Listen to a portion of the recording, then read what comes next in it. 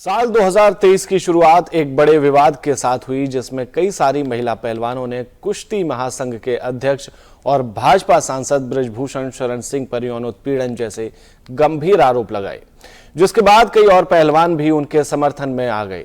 देखते ही देखते पहलवानों ने अपना नया अखाड़ा दिल्ली के जंतर मंतर पर खोल दिया।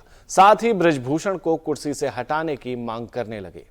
मामले में कई उतार चढ़ाव आए, जिनके बारे में हमने आपको समय दर समय बताया, लेकिन अब ये लड़ाई कहीं और पहुंचती दिख रही है।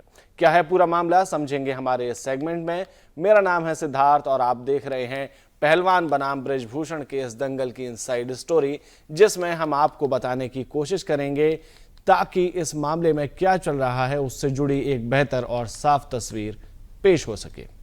कुश्ती महासंघ के अध्यक्ष बृजभूषण पर कई पहलवानों के साथ यौन शोषण करने के आरोप लगाए गए थे, जिनमें से एक खिलाड़ी नाबालिग भी बताई गई। और इस मामले पर ज्यादा जोर देते हुए पहलवानों की मांग पर न सिर्फ बृजभूषण के खिलाफ 28 अप्रैल को दिल्ली के कनॉट प्लेस थाने में एफआईआर दर्ज कराई गई, बल्कि पहलवानों ने यह भी मांग की कि नाबालिग के साथ यौन शोषण पॉक्सो के दायरे में आता है, जिसमें आरोपी की तत्काल गिरफ्तारी का प्रावधान है।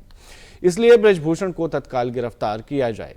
बावजूद इसके बृजभूषण को गिरफ्तार नहीं किया गया, लेकिन इस मामले में नया मोड़ तब आया जब केंद्रीय खेल मंत्री अनुराग ठाकुर ने पहलवानों की बातचीत के लिए उन्हें बुलाया, जिसमें ओलंपिक पदक विजेता साक्षी मलिक समेत कुछ और पहलवान भी बात करने गए। हालांकि बात क्या हुई ये तो पुख्ता तौर पर नहीं कहा जा सकता, लेकिन उसका निचोड़ कुछ खास नहीं निकला।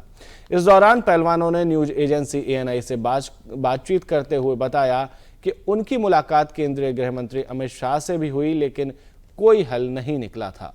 इसकी खबर भी हमने आपको दिखाई थी, जिसमें हमने बताया था कि क्या क्या पहलवानों की बात हुई और क्या पहलवानों ने इस धरने को खत्म कर दिया है। समस्या का समाधान न निकलता देख 23 अप्रैल से धरने पर बैठे पहलवान अपनी नौकरियों पर लौट गए, जिसके बाद खबर आई कि पहलवानों का धरना खत्म हो गया। लेकिन पहलवानों ने इसका भी खंडन करते हुए कहा कि हम नौकरी पर जरूर लौटे हैं, पर हमारी लड़ाई जारी रहेगी। साथ ही पहलवानों की तरफ से यह भी कहा गया कि वे इस लड़ाई को दोबारा शुरू करेंगे, लेकिन कब करेंगे इसके बारे में उन्होंने अभी तक कुछ नहीं बताया। नाबालिग के पिता का बयान, सरकार और पहलवानों के बीच की ये लड़ाई थमी ही थी कि यौन शोषण का आरोप लगाने वाली महिला पहलवानों में से एक पहलवान, जिसका बयान ही इस केस में सबसे ज्यादा महत्वपूर्ण था, उसके पिता ने इस लड़ाई की दिशा ही बदल दी। 8 जून 2023 की देर शाम उस नाबालिग पहलवान के पिता का बयान आया, जिसमें उन्होंने कहा कि उनकी बेटी ने कुश्ती महासंघ के अध्यक्ष बृजभूषण शरण के खिलाफ जो यौन उत्पीड़न की शिकायत की थी वह झूठी थी। उन्होंने यह भी कहा कि उनकी बेटी ने ऐसा बदले की भावना के साथ किया था और वे चाहते हैं कि सच अदालत में नहीं बल्कि अभी सामने आए। साथ ही उन्होंने कहा कि सरकार से उन्हें आश्वासन मिला है कि उनकी बेटी ट्रायल में जब हार गई थी उसकी निष्पक्ष जांच की जाएगी, जिसके बाद उन्होंने सच बोलने का फैसला किया और कहा कि बृजभूषण के खिलाफ शिकायत दर्ज कराने का फैसला उनका था, ना कि उनकी बेटी का। इतना ही नहीं, उस नाबालिग पहलवान के पिता ने यह भी बताया कि बृजभूषण के खिलाफ उनके मन में जहर तब से घुला था जब लखनऊ में 2022 में एशियाई अंडर 17 चैंपियनशिप के ट्रायल में उनकी बेटी हारकर भारतीय टीम में जगह नहीं बना सकी थी। वहीं इस मामले पर बृजभूषण शरण सिंह क्या बोले हैं वो भी जान लेते हैं।